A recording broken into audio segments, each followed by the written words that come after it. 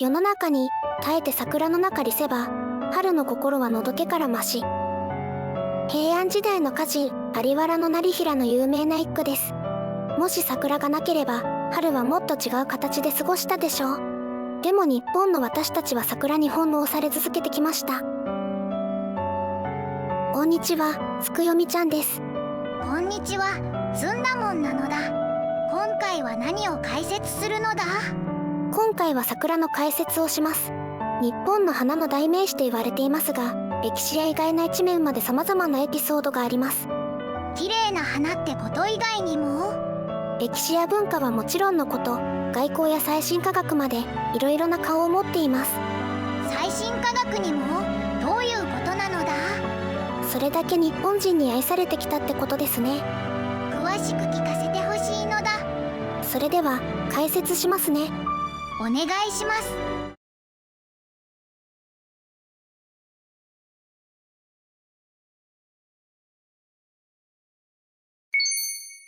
まずは桜の概要と歴史から。バラ科桜属草子葉類で利便花類の落葉広葉樹の総称です。学名はセラサス、例名はチェリーブロッサム。花言葉は精神の美。原産地は東アジアなのは間違いないのですが、どうしたのだ？実は様々な説がありまして、日本からヒマラヤのどこかまでしか分かってないのです。まあそのどちらかが有力説ですね。バラ科自体がかなり古く北半球に分布してたからね。世界には日本由来の桜が多くあります。その日本の桜のイメージから海外でも桜で通じますね。海外だとワシントンの桜並木が有名なのだ。ずんだもんは幻想する桜は最大何年前からあるか知ってる？現存だとすると500年くらい？正解は2000年。それよりも少し長いと言われることもありますね。2000年前から？山梨県にある神代桜で大和立の命が植えたものとされます。同時期の人ですと皇武帝とかキリストやカエサル、クレオパトラなどですね。来た見たかったと同時に来た見た植えたってことか。書物だと最古は古事記に桜に関する記述があります。アマテラス大神の孫のこの花の咲くや姫が桜の女神とされています。この頃から神格化されていたのか。ちなみに彼女のひ孫が神武天皇となります。古事記にもそう書いてある。万葉集にも桜に関する記述があります。花の色移りにけりないたずらに我が身世に降る眺めせ島に。小野小町が読んだ歌で百人一首でもおなじみですね。世界三大美人をも魅了したのだ。平安時代になると桜の人気が梅を越えます。嵯峨天皇が京都にある大覚寺にて桜の宴を催した記録があります。これが日本のお花見の起源とされます。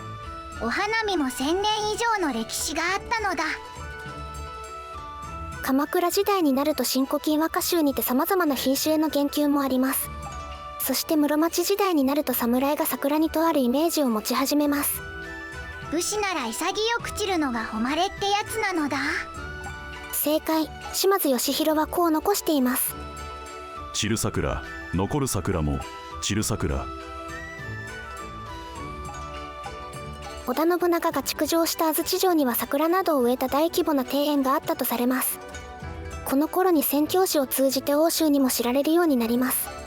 ザビエルとかルイス・フロイスとかなのだ。フロイスは信長と交流もあってその時の様子をこう書いています。日本人は春に咲く花を非常に愛し、その下で長時間過ごすことを好む。その後天下人になった豊臣秀吉は何度も花見を開催します。吉野山でよく行われて、これが大衆にも広がることになります。江戸時代になるとその文化が全国的に広まります。隅田川の桜並木も徳川吉宗公が植えたのだ。そしてこの頃には誰もが知る桜が登場します。もしかして？そう、ソメイヨシノですね。現代の豊島区駒込にあったソメイ村で江戸彼岸と大島桜の交配で生まれました。フュージョンハッ！出た！誕生地と名所の名前を使ったのだ。明治になると開国の影響でより海外に知られることになります。岩倉使節団が様々な国へ桜の標本を持ち込みました。当時の欧米は珍しい植物がブームなのがあってとても注目されたそうですね。古今東西、こういうのは定期イベントなのだ。1912年にはワシントンに3000の桜も送りました。そういう意味では外交にとても貢献したと言えますね。これ以降日本の桜が世界中で愛されることになりました。世界デビューした桜を海外の偉人はこう述べています。桜は希望の木だ。冬を耐え抜き、必ず春に花を咲かせる。ネルソン・マンデラ。桜の花のように自由は春に最も美しく咲き誇る。ジョン・ F ・ケネディ。桜の花びらが散る様は宇宙の法則の美しさを思わせる。アインシュタイン。21世紀になるとついに桜が空へ旅立ちます。それってはは、見ろ、人がゴミのようだ。ってやつ？バルス。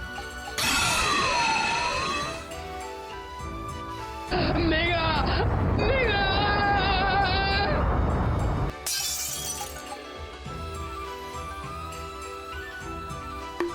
さっき解説した神代桜の種などが2008年に JAXA によって宇宙に運ばれました。無重力と宇宙放射線が植物にどう影響するかの実験ですね。8ヶ月後に地球に帰還して植えられました。何か変化とかはあったのだ？桜は基本的に開花まで10年ほどになりますが、宇宙桜は4年で開花しました。早くない？理由は無重力や放射能とされてますが、詳細な理由はまだ不明です。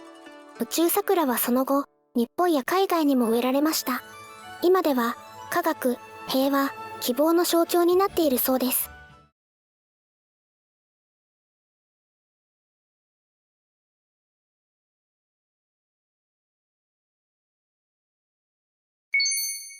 桜は観賞用の他にも様々な使われ方もあります。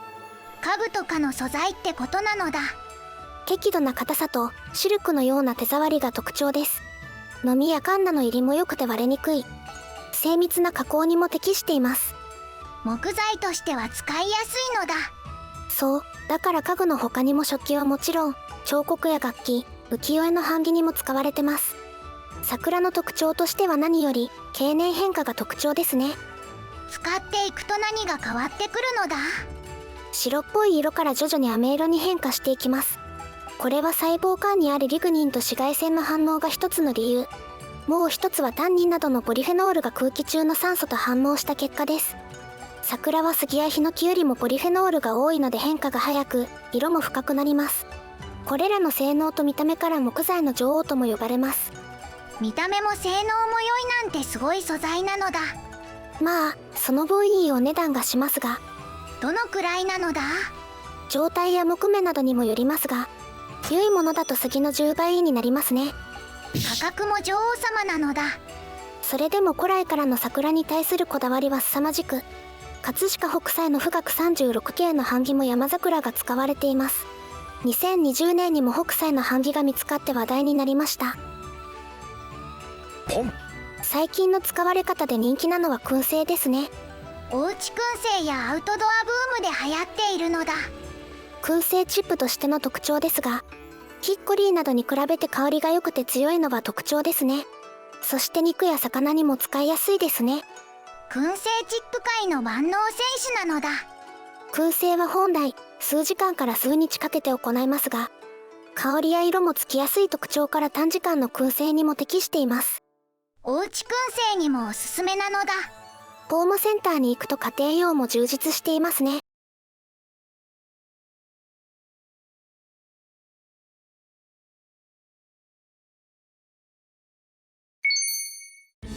以上の点をまとめると、東アジアで生まれた桜は古代から日本の人々に愛され、歴史、文化、思想に多大な影響を与えました。その魅力が海外に知られるようになると開国後の外交などにも貢献、そして宇宙開発など最新科学の研究にも使われてきました。今は様々な方面から世界中に愛されているのだ。このチャンネルでは造園や植物の解説をご提供します。メインチャンネルもぜひ覗いてほしいのだ。高評価、チャンネル登録をしてくださると幸いです。最後までご視聴ありがとうございました。ありがとうございました。